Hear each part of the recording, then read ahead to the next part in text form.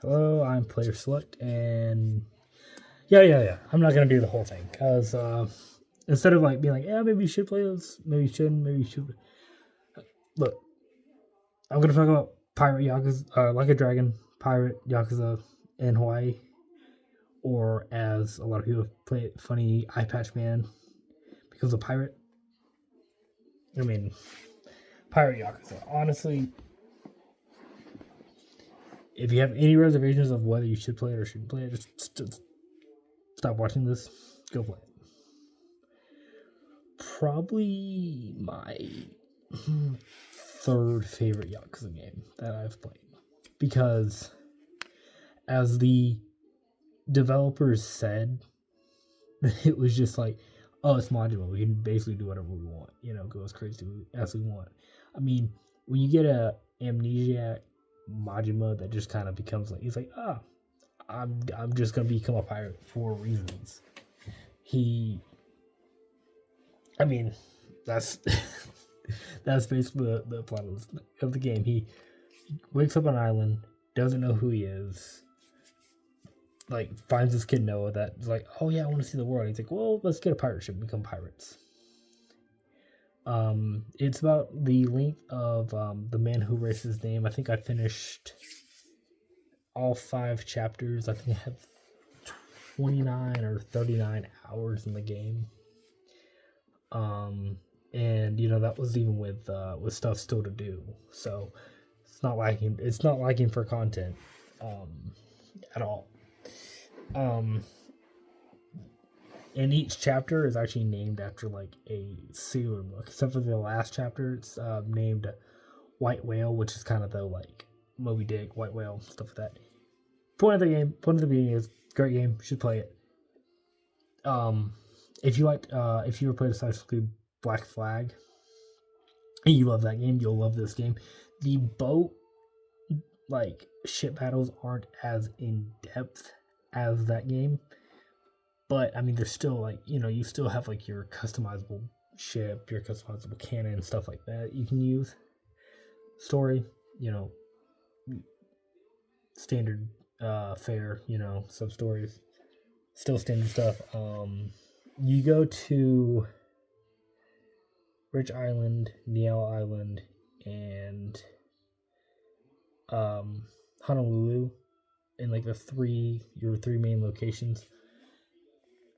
It takes place, I want to say, 3 months after the events of Infinite Wealth. So kudos on that.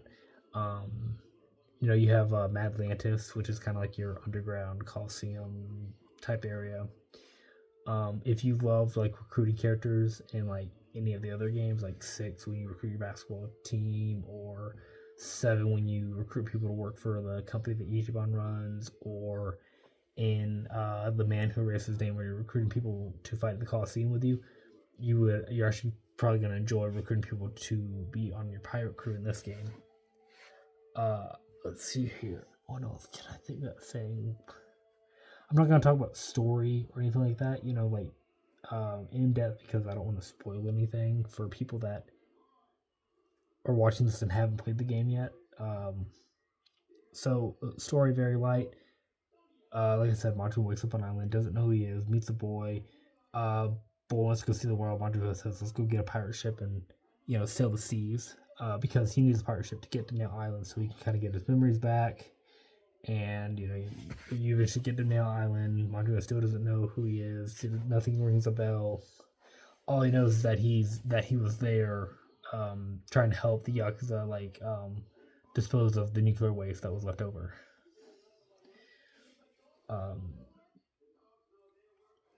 You meet a whole new cast of characters. The only because I want to say, well, I don't want to say the only character. Yeah, I'm not gonna even spoil that for people that haven't played the game yet. Combat, it went from, they ditched the turn-based style for this for Majima, and gave you the Mad Dog of Shimano, his Mad Dog style, and then you have your pirate style, which are I like the Magdalene style more because it's just faster and it feels more fluid, and I can quick dash around a lot more. But both styles are great. Both styles, I would say that using the pirate style is probably like when like you're in a big crowd of enemies, you just want to like get a bunch of people like knocked out real quick.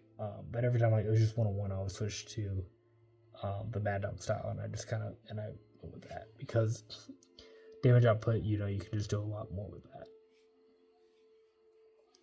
Let's see here. Gameplay. Way to upgrade your abilities in this is by getting pirate reputation, and also getting money. So like you pay to upgrade your abilities.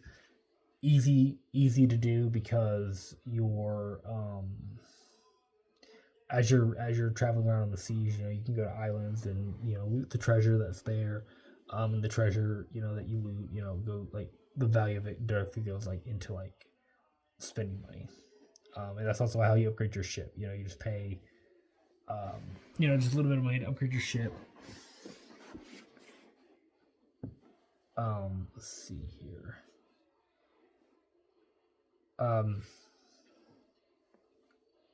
But yeah, I mean it's fine. I mean, like, what do you? I mean, like, he's still his same old self, which surprising because like he's like in his 60s in this game, and yet he's still fighting like he's like in his like 20s or early 40s.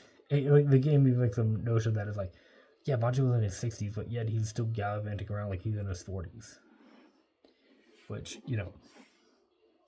which is funny because I think in like Yakuza 1, I think that's actually like when I think 0 takes place when he's in his like I think 30s, and I think Yakuza 1's like in his 40s because I think it's like 10 years. I think Yakuza 1 takes like the 90s or 80s, and then 1 takes place in like the early 2000s.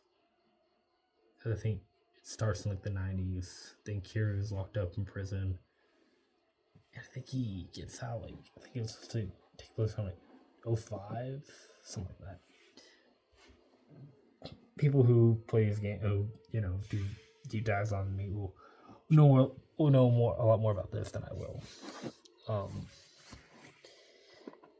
If you end up getting like the day 1 edition, you can actually get Ichiban and the little crab that he has as like crewmates, and like each crewmate has like their specific thing. If they're like a first mate, they have like their abilities, and then like they also have like attack stat, cannon stat, ship upkeep, defense, stuff like that will level up as they level up. So like it has like a little bit of that like those mechanics from Yakuza Gaiden. Yeah. Honestly though, look, just play the game. Just play it. It's a great game. Just play it. Gameplay is great. Ship combat, even though it's like kind of surface level, still great. Story is fantastic, hilarious.